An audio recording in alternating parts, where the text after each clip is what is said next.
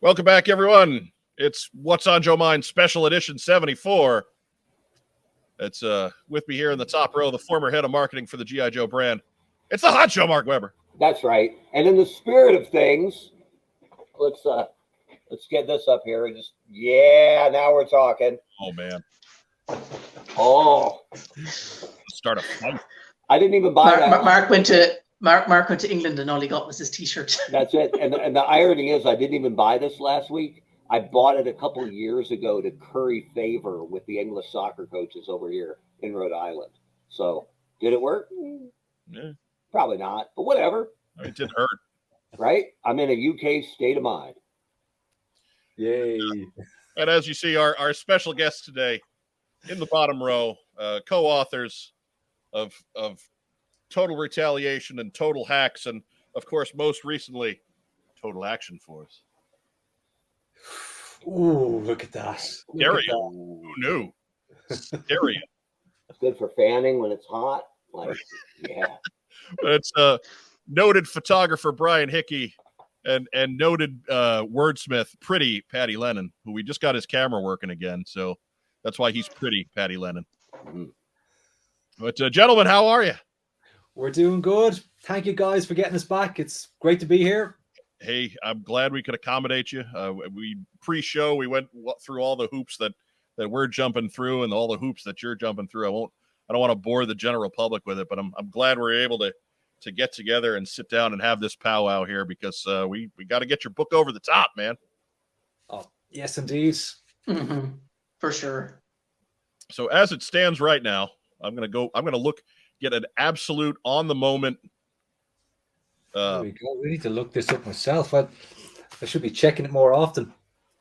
And I'm gonna read in dollars because that's what my browser gives me. Because here in the States, we use that inferior currency. But currently, as it stands, we're recording this on Saturday the 23rd. And we are at $29,838, which is about $8,000 short of the goal. So, brilliant.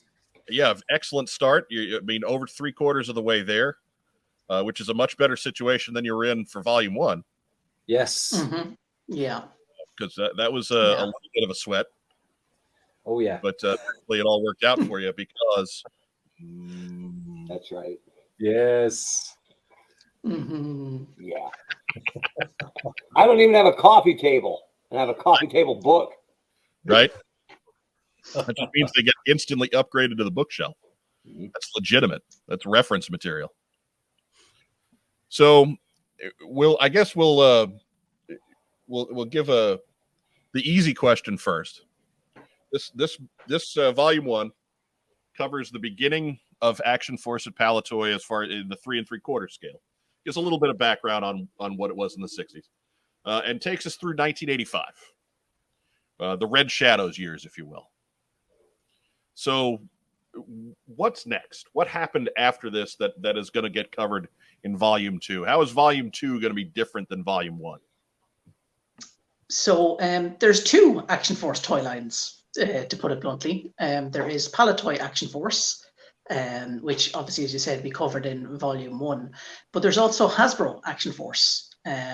So when Hasbro wanted to start bringing over the Real American Hero product to the UK and Ireland, they bought the rights to the Action Force name from Kenner. I think we got the date, wasn't it? Was it September 1986? That's it. They bought the rights to the name directly from Kenner, and they released essentially the figures you guys got in 1986, 1985 were released in the UK and Ireland as Action Force in 1987.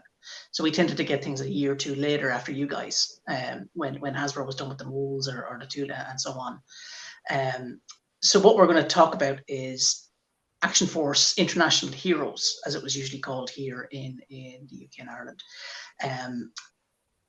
So it's the characters you guys know. It's Flint, it's Barbecue, it's Dusty, it's Lady J, but they're no longer Americans. They're all a multi-ethnic, multiracial, multilingual group, culled from across Europe, North Africa, and other countries. So some of the characters had their names changed. For example, Dashiell Fairborn is now David Fairborn. Which is an improvement. Barbecue. Yeah. Barbecue is from Naples. Airtight is West German. Lady J is Irish from County Cork. Let me think, who else is there? There is He's going to do the whole 87 line, right? here. Yeah, I'm trying to think now. Quick Kick is no longer from New York. He now actually just from Hong Kong, and so on. So they internationalized the characters for the market over here. And in tandem with that, when they were launching those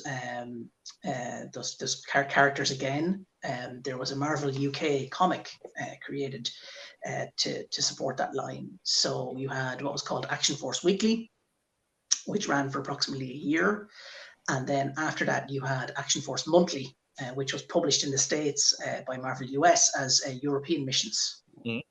So you had about 2 years of comics made by creators from the UK to support the International Heroes toy line.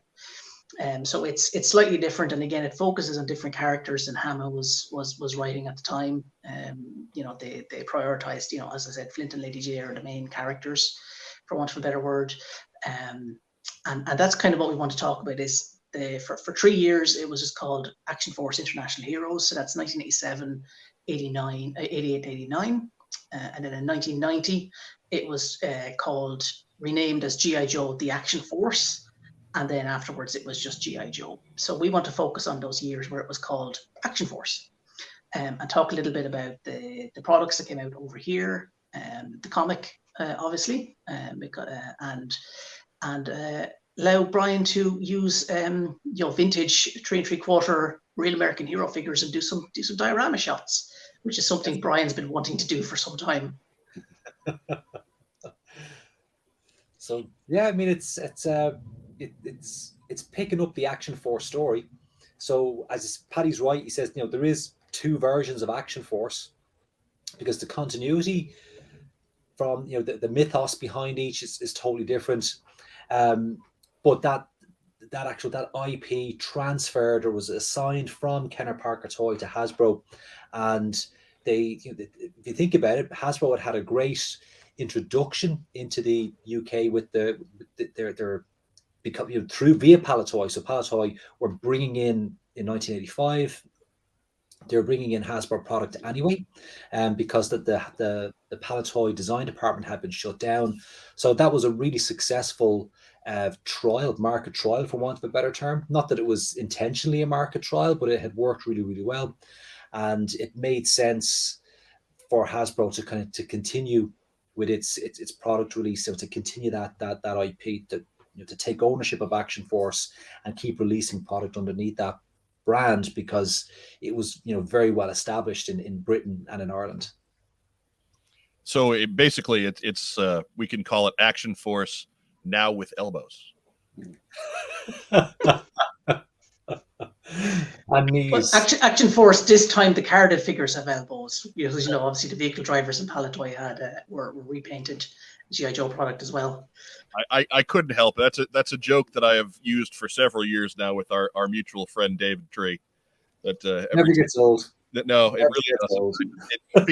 And it's not like, obviously I don't hold any obviously I hold the Palatoy stuff in high regard, but man, just to see the look on his face when I say stuff like that.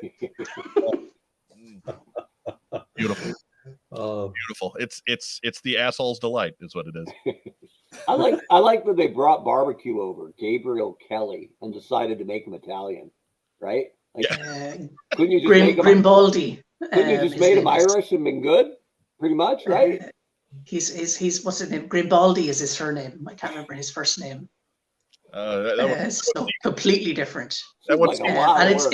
it's very haphazard as well, because Dusty keeps his name, obviously Tatter, but he changes his birthplace.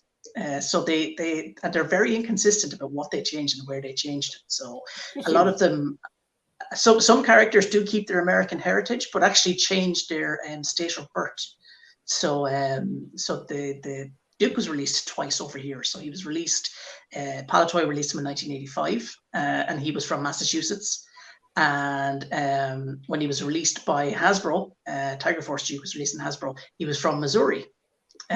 So they just randomly just changed things for no reason. I actually noticed as well when I was going through the file cards, last week, they actually Outback and Tiger Force Outback have the same name but different places of birth. Ah, the man of mystery. So he's Scottish for his regular colors release at a slightly different name. I think he's Alexander Selkirk over here, and then when they released him in Tiger Force, which is only a year later than his standard white T-shirt release, they changed him to be an American And changed his beard to white, right? And changed his beard to white and changed his old. place of birth to America. So it's just, again, it just seems to be very, very inconsistent. But the funny thing is, they kept Tiger Force Blizzard and Psych Out kept the same places of birth. So they changed them for Outback, but not for the other guys. So it's very, very strange. It seems like they brought over Sean O'Callahan and went, let's make him Egyptian. Like, isn't there a simpler solution here, boys? I mean, come on. Right. You'd think Gabriel Kelly would just be a layup for them. Yeah, come on now. Yeah. Fine. What do I know? Right. So fellas, go ahead, take us through give us, obviously I don't want to tell you to give away the entire book, because then why bother with the whole book? But give us the nickel tour on that transition. What was going on in the market? Why did that happen? Why were these changes necessary for Action Force to continue? Well, I think it's interesting because they kept the G.I. Joe name for the rest of the European markets. So France, Spain, and so on used G.I. Joe. I think it was just because Action Force was such a strong brand, even still, in 1987. The Palatoy stuff was still on the shelves, because it hung around after it was sold. And Action Force was the second best-selling toy line in the UK and Ireland at that time. So I think Hasbro probably saw the point of, well, there's no, if we can get the name for cheap, why wouldn't we just buy it and keep that strong brand name for a few more years? Seems to have been the thinking behind it. There's an existing brand there. These toys are familiar to people already. Although some of the Cobra vehicles, for example, were released by Palatoy as well, and then subsequently released by Hasbro. So things like the Moccasin and the Stinger Jeep were released both by Palatoy and Hasbro a couple of years apart. So people were familiar with those vehicles. They were familiar with that name, and I think that's probably why they just went ahead and decided to buy the name from Kenner. And if you think as well, in terms to give you an indication of how prominent it was as a brand, Battle Action Force were running the Action Force stories. And remember, it was all the Hasbro products on the shelves, with Palatoy, kind of the Palatoy Action Force branding, but it was Hasbro product. That comic was selling around 80,000 copies a week. 80,000 copies a week is what that comic was selling. So like Action Force and that ran with Action Force up till, was it November 1986? Mm-hmm. So it was it was very much in the forefront of kind of people's or kids' mindsets. Actually, as Paddy said, it was the second biggest selling toy. Like, it was huge. So it totally made sense for Hasbro to retain that, to try and start over with a brand new product line, brand new brand. I mean, no, there's no doubt they still would have had a really successful product, but they would have had to work a bit harder in the marketplace, being able to piggyback on that Action Force, what we call it, The brand equity. the brand equity, Paddy. That's what it is. Yes, it made a huge difference, you know, and that certainly made it easier to get all that new product in there. So that's the business side of the transition. Take us into the book side of the transition. What's the big difference for you guys setting up volume 2 as opposed to volume 1 here? Yeah. The main difference is obviously is that there was none of the design was done here. We don't have designers to interview because it's repackaged Hasbro US product. So you don't have your Bob Breckens sitting around to be interviewed for this side of things. Mainly the big difference is here, of course, and something we want to focus on in the book is that the vehicles were reproduced over here in Ireland for the European market, and that's something we really want to explore in this. We're reaching out to trying to get interviews with people who worked in the Hasbro Ireland operation, because the tooling would have been lent from Hasbro US. After Hasbro US were finished it, they were sending that tooling all around the world for to be reproduced in local markets. So items like the hydrofoil and the Havoc and the tactical battle platform, the Stinger Jeep, they were all manufactured here in Ireland, and that's something we want to bring out, because even though it's not as radically different as, say, the Palatoy Action Force sometimes was, where you got an entirely different color of a his tank and so on. You actually did get a lot of slight variations in the product. I think we were looking at the other day at the differences between the G.I. Joe Devilfish and the Action Force Devilfish, yeah. And it's actually quite noticeable, the color difference. The Irish made version is much brighter.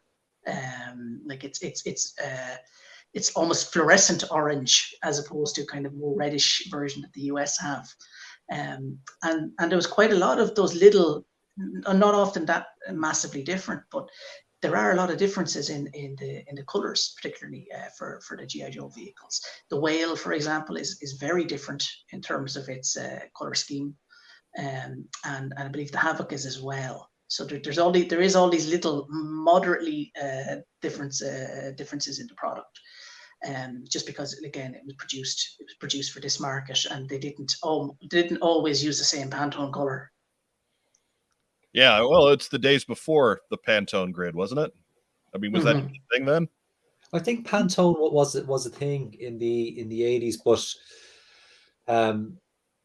but yeah, I'm not sure how what kind of, if there was strict adherence like in manufacturing side of it. But as Paddy said, the Irish manufacturing aspect is something that we definitely want to explore more in this book, and as part of our research, we're aggressively trying to find former employees from the factory from that era that will speak to us. It would be great to get someone on the manufacturing side of it, and get insights as to what was kind of going on, in terms of the Irish production side of the process.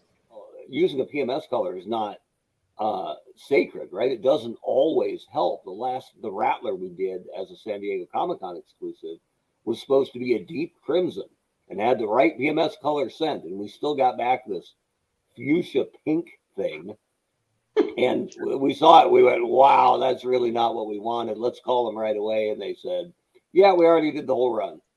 I'm like, that's just fabulous. So even when you would think something as exacting as the perfect PMS color to replicate different factory, even same factory, different time, it's not always spot on. So, and I don't know if that was a frustration at all at the time, but it's cool now, right? Like those slight color variations are fantastic for the diehard collectors who need, you know, all 19 HISS tanks ever, including their paint variations all over the place.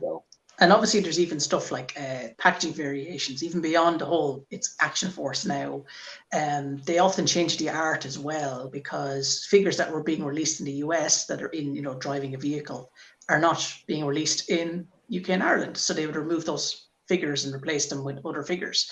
Probably the most noticeable one is Tactical Battle Platform in the US has the Skyhawk in the box art, and they removed that for the UK and Ireland release because Skyhawk was never released here.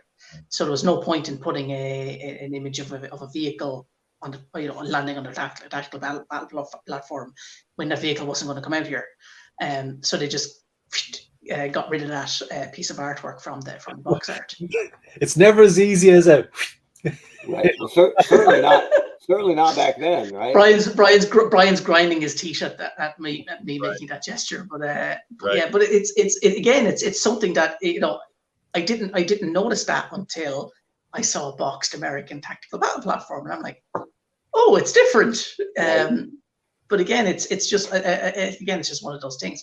And of course, the tactical battle platform here is a different color. Again, it's a different shade of the same of gray as well. It's like noticeably different. But yeah, it's just these little things. So it's not as again wildly different as the Palatoy stuff sometimes could be. But it is kind of interesting, I think, to us diehard collectors to know that this stuff was just a little bit off from what we're used to, or what you may have been used to. Well, you know, some of the things, and this is going to be covered in the book, but some of the things some of the differences are a little bit more obvious as well. And you know, this particular book will follow a similar format to the first book. So we'll talk about the toys, we're going to talk about the comics, the comic creators, and then there'll be the if you like, the mythology, like the file cards, effectively, because they're the three things that make up or define what Action Force is. Action Force International Heroes is. But coming to that thing about the differences there, everyone knows Silent Interlude, that kind of famous story, and that was reprinted in the Action Force comics. So the Action Force comics had brand new material that was created by the Marvel UK team, and then it had a backup strip which was a reprint from the Real American Hero comic from the States. So when they reprinted Silent Interlude, they made some changes.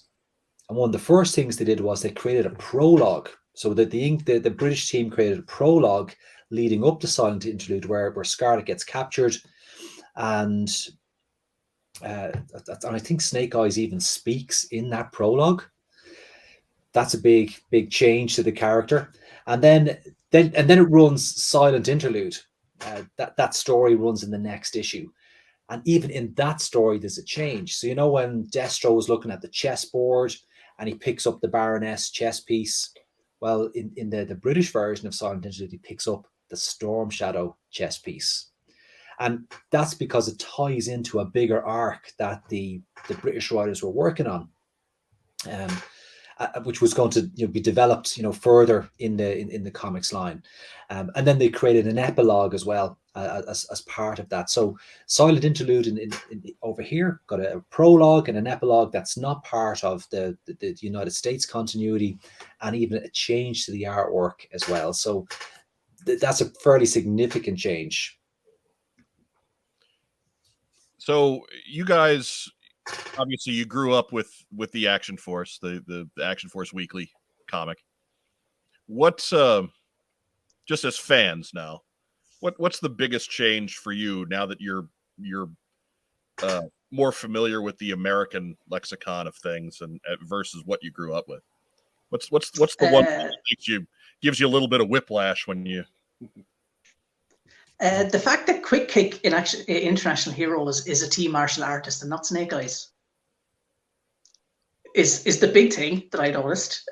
So Quick Kick takes the place that Snake Eyes probably would take in the American continuity, and he's much more of a major character. He gets a handful of panels maybe in A Real American Hero. He has a couple of stories that he's in, and one of those being the one where he dies.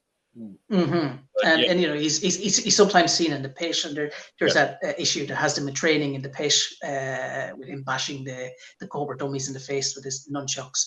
But in Action Force Weekly, he has a couple of major story arcs. He has and he's used as a tie-in as well.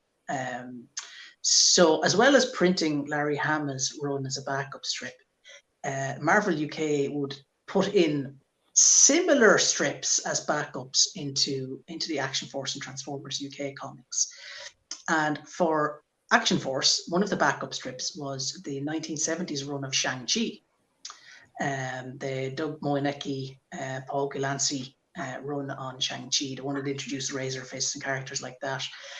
To justify having Shang-Chi as the backup strip, they had a one-page preview prologue where Quick Kick introduces Shang-Chi and indicates that they have been, you know, friends for a long time and, you know, competing martial artists in tournaments and so on and things like that.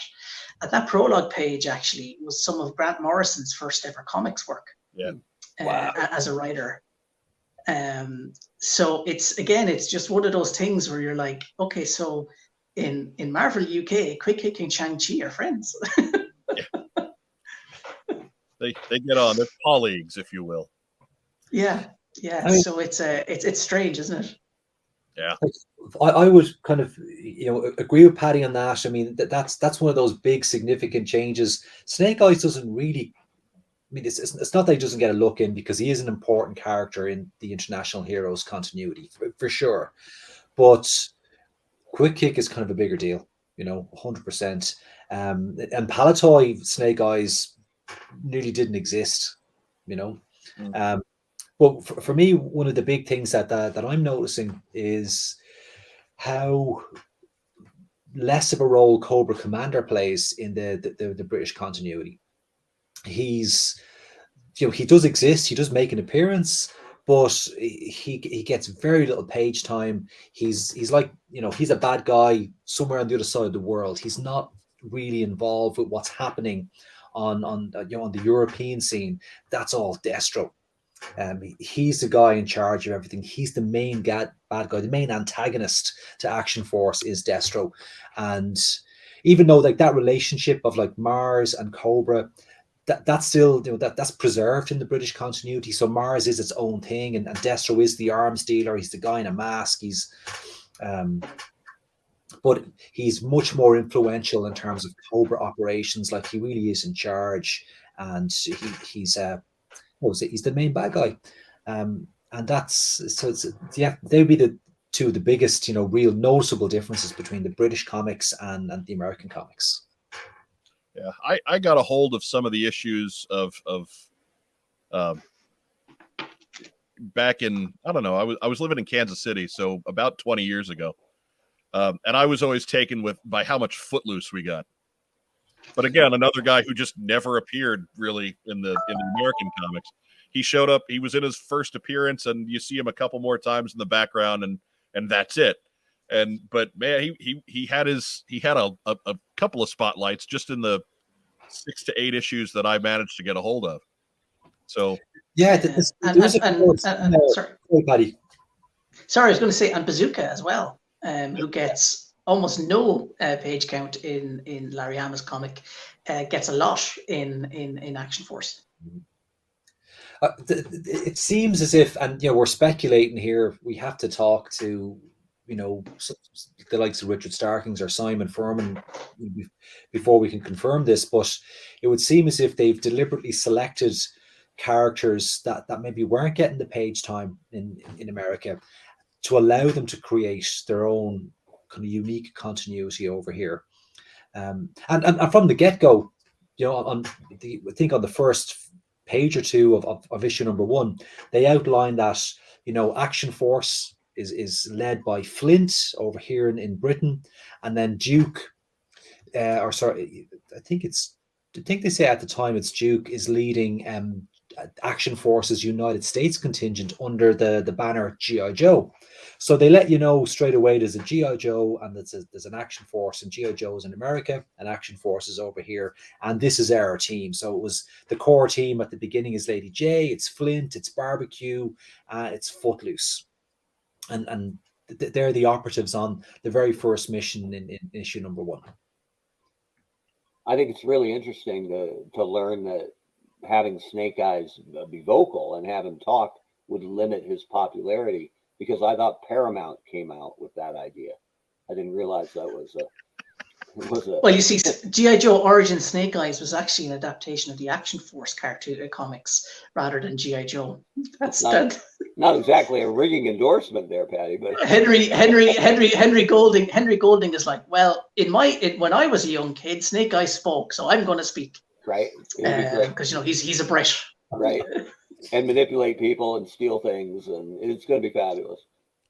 Yeah, generally not be a hero, but. Yeah, anyways, I don't want to. That tore the Band-Aid right off, didn't it? You know, hey. I want to be direct. It saves time. Okay. So, Brian, you spent a good amount of your time the last few months taking some pictures for this. Why don't you go ahead? Is there anything you can give us as an advance tease for somebody who's maybe on the fence and wants to see some of the great work that you've done as far as putting together images for this book?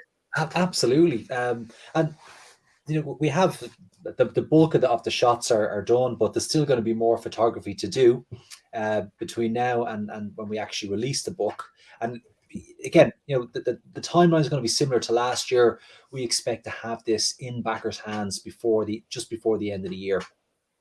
So, coming back to your question about images, can I share my screen?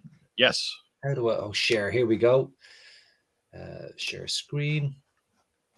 We can go through a few of them, but there's one of Dr. Mindbender that he's one of these characters that I just think he's a really badass character. When you look at that design of that figure, he's just nuts. I mean, the design is just crazy.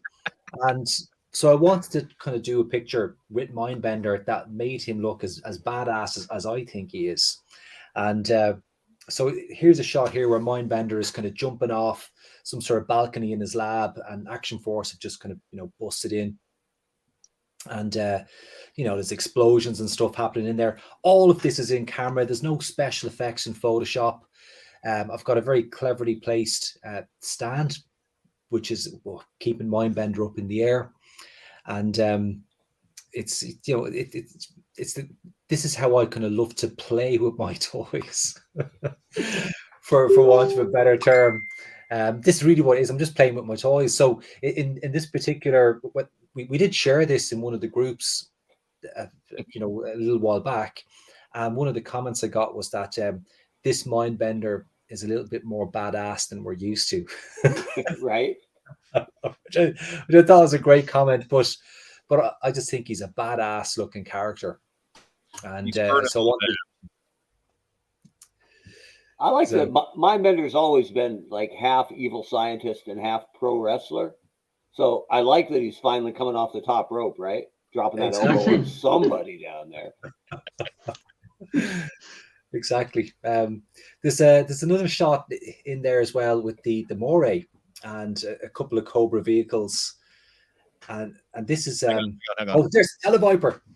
I just think the Televiper is a brilliant, again, a brilliantly designed figure. I think he looks great, and how he's illustrated in the comics, he looks really, really great. So I wanted to kind of get something kind of like a moody type of shot with the Televiper. He's working on some gear, and get the lighting right so it's like he's inside a Cobra base or something. So that's a great figure to work with, and looking forward to doing a few more shots with that particular character. And there's the Moray with the night attack Jeep, or the Stinger, the Cobra Stinger. That's Paddy's Moray there. Was it tough for you to find a Stinger that had 4 full missiles? Mine are crumbling like dust. You know, those missiles there, well, that particular Stinger, that's a mate of ours, Carol O'Connor. Let me borrow that particular piece, you know, for these shots, and his collection is in, it's in really, really nice, pristine condition. And that Stinger is in great nick. I mean, it really is super. But I know what you're talking about. I had a Stinger as a kid, and even when I had it back in the 80s, the rockets were just, I couldn't get them to stay on. They were broken and they were in bits, you know. Yeah, that bright A red lot of plastic action. is not aged well. It's like if you're a Transformers fan and you have anything with gold, right? Yeah. Yeah, Yep. plastic. Yeah. And, I only bought that Moray recently as well. It was someone in one of the groups I'm in was selling it. And I'm like, I think I'll be able to use that for something. I never realized how big it was because I never had it as a kid. One of my neighbors had it, I think, and getting it again, seeing it again, I'm like, oh my God, this thing is huge. It's a beast. Yeah. I honestly don't know where I'm going to put it. I might end up just, when we're done with it for the book, I might end up selling it on because I don't know if I have anywhere to put it. You can't do that, Patty. It's just, yeah, the sheer size of it, I just can't get over it. It's not quite RoboSkull Mark II, but it's not far off it. As to how much space it takes up, but it's such a good toy, and there's so much going on in it. In terms of playability and features and so on, it's a really, really excellent toy. Yeah. It's absolutely super, and the Moray features very heavily in the comics as well. So the UK comics, so it's one of the photography is going to take a lot of inspiration from the UK comics, so not in terms of kind of reproducing scenes, but more what we were getting kind of over here. That's what we want to kind of, it's the British Irish story of Action Force. So everything that we do needs to be kind of faithful to that part of the mythology, you know. gotcha. And then of course there's a shot in there with the there's the Moray again. This is actually one of our special prints that we have available with the Thunder Machine pledge level, and you can actually add it on to your to any other pledge level as well if you want to. So there'll be 6 8x10 prints, and there's also going to be an A2 poster as well. So we're revealing those over the course of the campaign, and we're going to drop another print reveal tomorrow. But what we're looking at here is that we've got the Moray. This is actually based on one of the monthly covers, Action Force monthly covers, which is set in Venice, and all of the bonus prints will kind of pay homage to one of the Action Force covers that were run over here back in the 80s. I absolutely adore the surf effect you have down there on the water. That's incredible, and I think it's so realistic. It might not get the credit it deserves because your eye kind of glances over it because it just looks like an actual wake being kicked up. But that's just outstanding work. And if I'm not mistaken, that's cotton balls, right? It is, yeah. It's cotton balls, but you pull them apart to kind of spread out the cotton as much as possible and make it make it fairly fine, and then you just get that nice spray effect. It's and of course the blast effects coming off the cannons, they're just straws. See, I was paying attention when you guys did that panel at Roll Call all those years ago. I was paying attention. I hope they're paper straws though, because those plastic straws, they're ruining the environment and all. They're killers. Yeah. Well, I reuse all my plastic straws. I bought one pack years ago, and I'm still using that same pack. Don't dignify this with a defense, Brian. Right. He's just being a butt. So wait, if anybody uses a nicely orange or yellow colored straw for actual drinking in the Hickey household, are they in huge trouble, I imagine? What are you doing with that straw? Put it back. That's a blast effect. Put that away. Right? You would have had to go up to my studio and kind of go rooting through my props. And I'm like, you don't know where that straw's been. Did you put milk in my blast effect? Oh, that would be terrible. That would. That's a sentence that makes no sense to anyone not on this panel. That's it. Whee! See it on a T-shirt. This is another one of the 8x10 prints. This is again. So Paddy mentioned earlier about Bazooka getting a bit more page time than he did in the Hammer comics. This is a cover based on it's the cover for a particular issue where Bazooka is testing some new weaponry on a firing range, and the Dreadnoks, it's Buzzer and Ripper, kind of come in on their bikes, and they steal this particular gun, and he jumps in the Awe Striker and goes, it's hot pursuit across the countryside into the local town, and they end up in a big shopping mall. And on this particular cover, he's crashing through one of the windows in the stores to get away from being shot by Ripper with the actual secret weapon. So so again, that's an homage to that particular cover.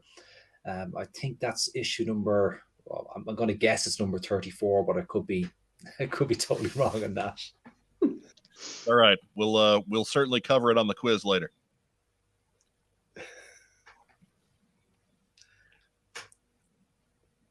And obviously, this is the homage to issue number 1, the very first Action Force cover for Marvel UK that was illustrated by Jeff Senior. And really, it highlights your 3 main characters. You've got Lady J, Flint, and Footloose, and they're the core team in those early issues for sure. And this will highlight how little I know. Did Lady J use a crossbow regularly in the UK comic? She's shown using it. Yeah, she is actually shown using bows and arrows quite often. Okay. But you know what? My feeling is that Scarlet might have been illustrated in first, and then it was edited to look like Lady J. There might have been a change came from higher up. Now I'm speculating here, but it might have been easier then to edit, to keep the crossbow, but to change the rest of the character to look like Lady J. Scarlet is right-handed. We all know that. So, and in the Lady J is not wearing a hat on that particular cover, so it could well be that she was painted as Scarlet first and then edited later to be Lady J. Okay. And of course, here's the cover of the book. Now, this is an all-new illustration, correct? It is indeed. Paddy, do you want to talk about Mike and the front cover? Yes. So we obviously for the first volume, Brian made a collage of existing Battle Action Force art, mostly using Vanyo's artwork. When we were planning this book, I suggested that we try get a commissioned cover. Because we didn't think we'd have the art assets. We wanted to do something that paid homage to the cover for volume 1, and could be it would be like a direct continuation of that front cover. But we didn't think we'd have the art assets to do that. To get characters in particular poses and so on. So I suggested to Brian that we reach out to one of the Action Force UK artists and ask them to do something for us. Now, I'd met Mike Collins before.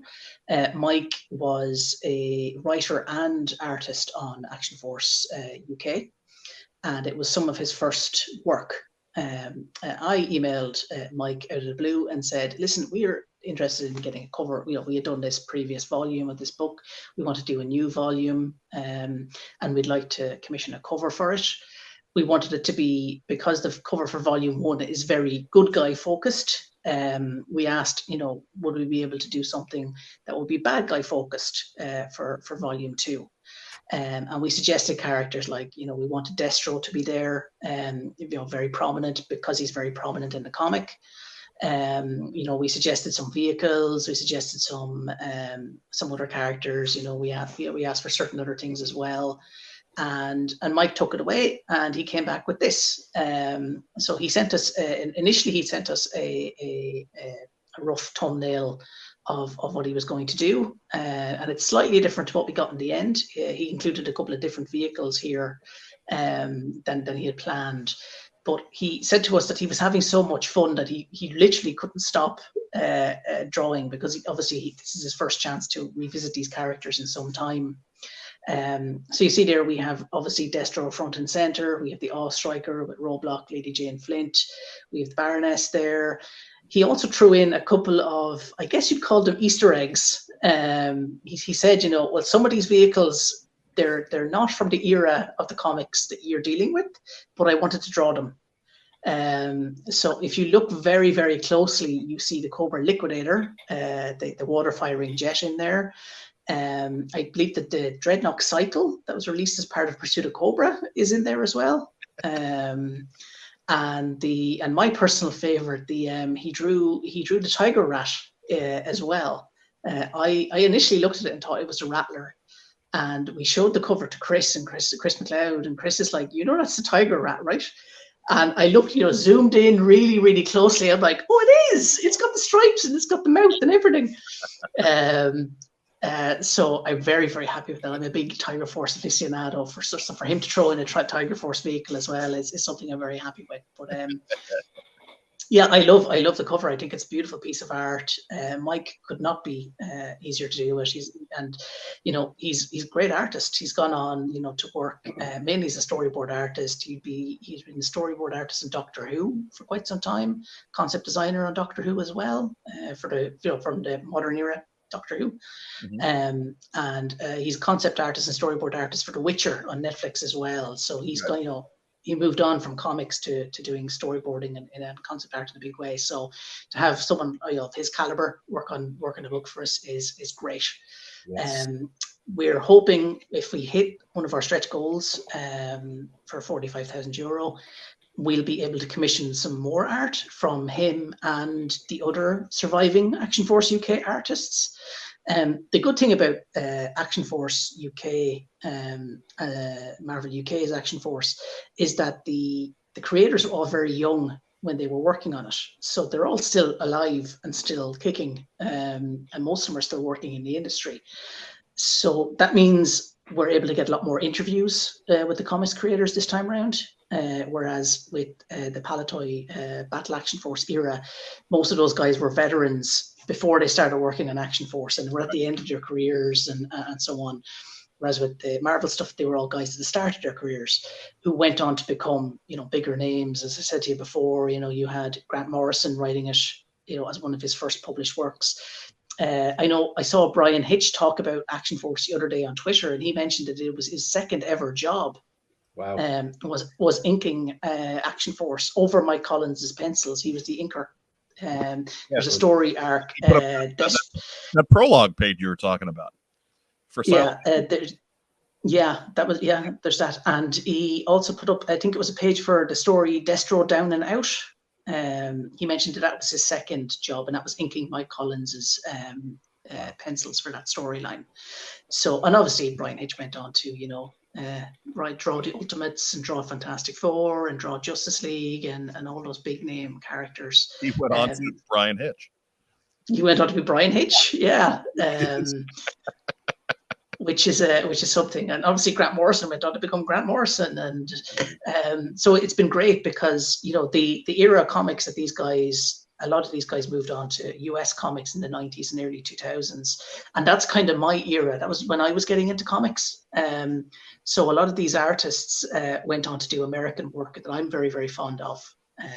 You know, personally, it's stuff I would have read, you know, as a teenager and so on. So to be able to interview these guys and talk to these guys and hopefully commission these guys to do new Action Force work, it's something I'm really, really looking forward to doing if we get that stretch goal hit. Yes. Now, that's a really nice segue, because let's take a minute to talk about the campaign itself and where it's at. As we mentioned earlier, just under $30,000, which in U.S. funds, the goal is about $38,000. So off to a great start. Why don't we talk more about the stretch goals for this project? It's a little different than it was for the previous book. Brian, go ahead.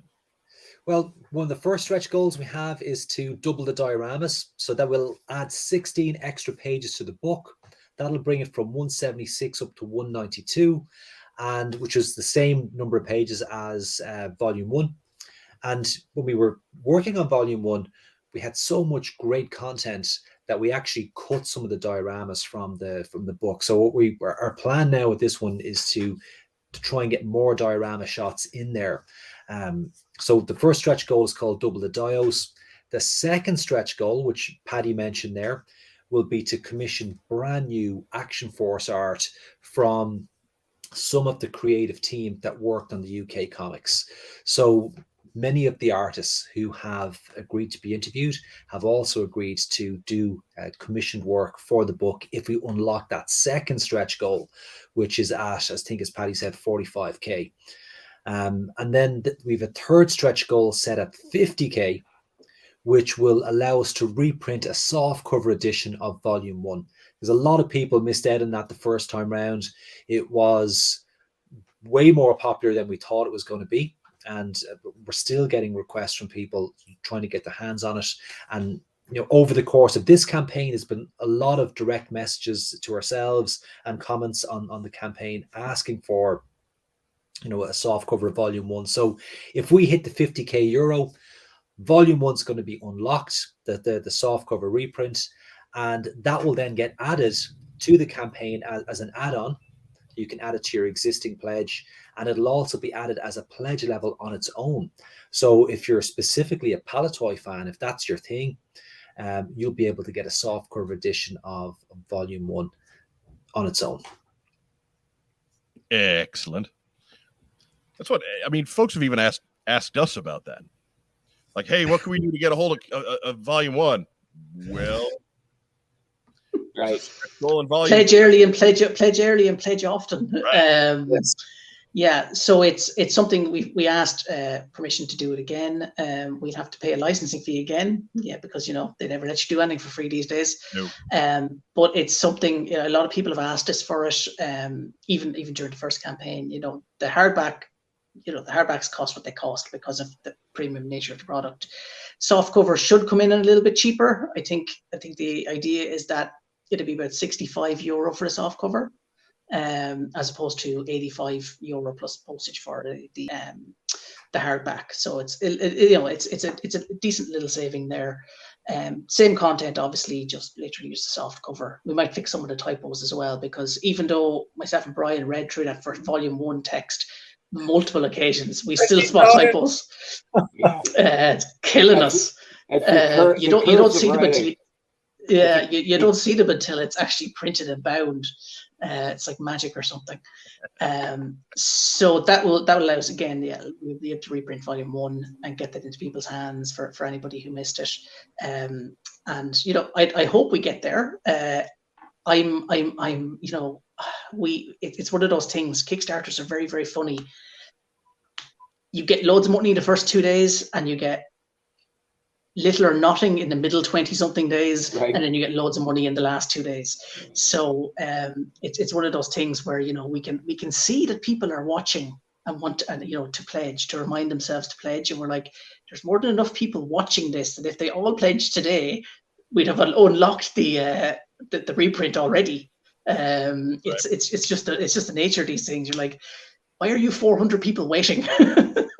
To kind of back up what Paddy's saying there, if anybody's kind of following the campaign but hasn't pledged yet, but is seriously thinking of backing the book, back it now. You're not going to be charged until after the campaign ends anyway, so it makes no difference if you back today or if you back it on 9 a.m. on May the 5th, a few hours before it ends. Right. So, back at the day, if we can unlock those stretch goals, there's a bigger window there for people to get in and add the volume 1 soft cover to their pledge, to do that as well. Now, it will be available if it does unlock at the last minute. We'll have it available somewhere else to pre-order after the campaign ends. So, it's not, all or nothing, but, why wait till then? If you can secure your copy today, pledge it today, we'll unlock it ASAP, and and you'll have more time then to add that to your pledge at that stage. Right. And we should also say that these are limited print runs of both books. These are, again, the volume 1 hardback we literally printed just barely enough to cover what we needed to print. I think we did, was it 260 to 270 in the end of that? Yes. And it's the same. We're talking the same quantities for volume 2, and you're talking, I think it's 200 is the minimum order quantity on the soft cover reprint.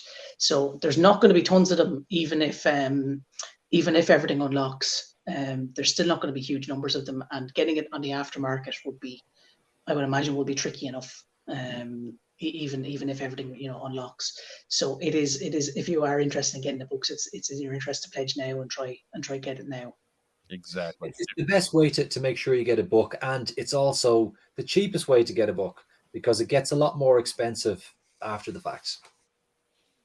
Yes. Look, aftermarket, secondary market, that's a whole extra level of people that you got to pay off. Mm-hmm. Yeah, cut out the middleman. Pledge now.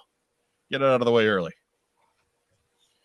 So we'll bring this into the station. I know, Brian, you got to get going. You got to feed hungry kids or something. Mm-hmm.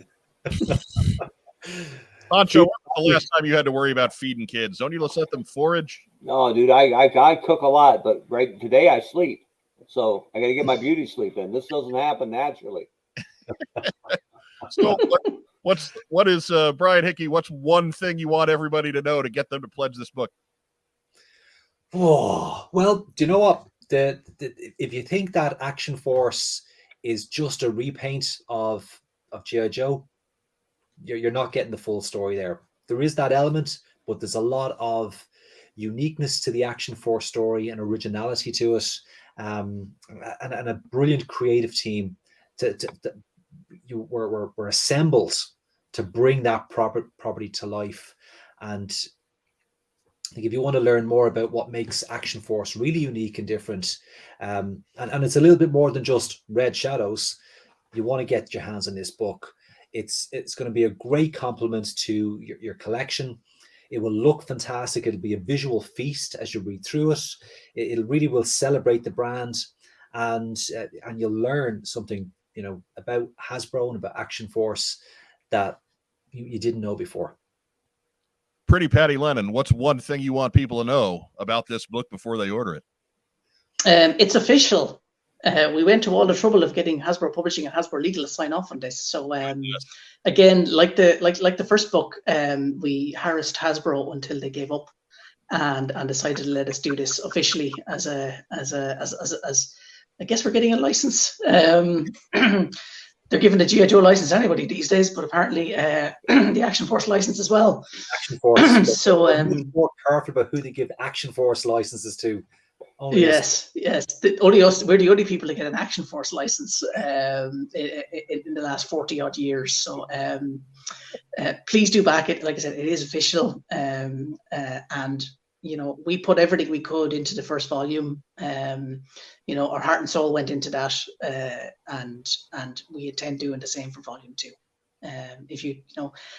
We don't. I think the quality of volume 1 speaks for itself. The battle years, the work we put in, myself, Brian and David put in, we gave it our all. We intend doing the same for volume 2. Yes.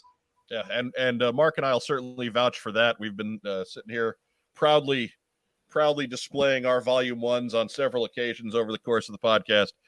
But it is no joke. It is for real. It is a beautiful volume. You guys should really just be commended at every level on the work that went into that and the product that you put out there. It's truly fantastic. Thanks, and I wish we had a little more time to talk about that book, but we'll have to save that for another time because again, Brian's got starving children. Any last words? Well, do you know what? I want to give a big thanks to everyone who's back so far. Thank you so much. 179 of you. Thank you so much, every single one of you. And do you know what? I also want to give a big shout out of thanks to a lot of the Irish-based collectors who we've reached out to allow us to photograph items from their collections for this book. They've been very, very generous. with their time, with their collections, and really supportive of what we're doing. So every single one of those guys, thank you so much. There's too many people to mention, and if I try to mention them now, I will forget someone. So just make it a very general thanks now, but they will be mentioned and noted in the book when it's printed, every single one of them. And thank you guys, really, really appreciate that. Patty, you got anything to add? Well, thank you guys for having us on a couple of times to promote these things. Always a pleasure to come onto our spiritual home of, you're the reason you're the reason behind myself and Brian's love story. So it's always nice to come home to the outside of what's on Joe Mind. That's right. What's on Joe Mind? Your source for bromance for over a decade. Yep. That's what we do here. G.I. Joe and bromance. Mm-hmm. Yay! Yeah, I wonder what Joe Colton would say about that if she were here. But gentlemen, it's always a pleasure. As you know, I every time I say it, but I wish we had 3 times as long just to sit and go through everything. But it's always a pleasure to have you. Anytime you need some of our airtime, all you have to do is say the word. We love having you. We love who you are and what you do. Thank you, Mike. Thank you so much. Thanks, Mike. Thanks, Mark. Thanks to Joe. Really, really appreciate it. So if you're out there and you're still with us at this point and you're wondering, hey, how do I go pledge this wonderful project? What you do is you head over to Kickstarter.com and you type in the little search engine, Total Action Force. This book will pop right up for you. It's right there. Again, it's over 75% complete as we speak right now. Hopefully it's got a little bit of a bump by the time this thing hits the air in a couple of days.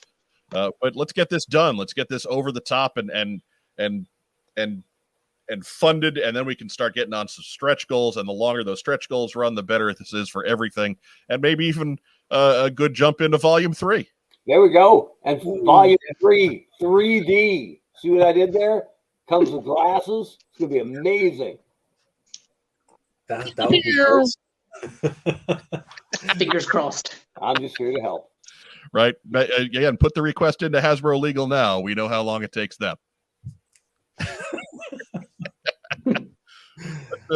For my guests, Brian Hickey and Patty Lennon, for my co-host, the hot Joe Mark Weber, I'm Mike Irizarry. Thanks for joining us here on What's on Joe Mind, Special Edition 74. We will catch you the next time around. Have a great rest of the day. Yo, Joe, and Yo, Joe, and full force. Yo, Joe, and full force. And beer.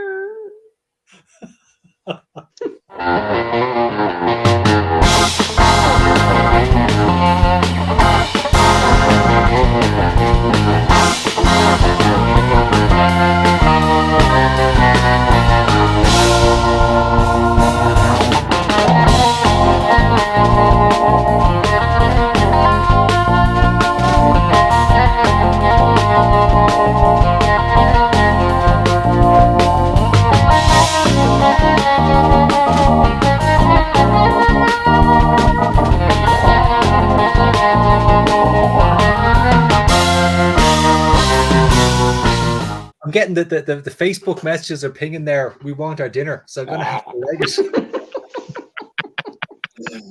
Get out while you can, Brian. I'll be honest. I was hoping to see some like crawling up to the screen and dragging you off zombie style, but you know.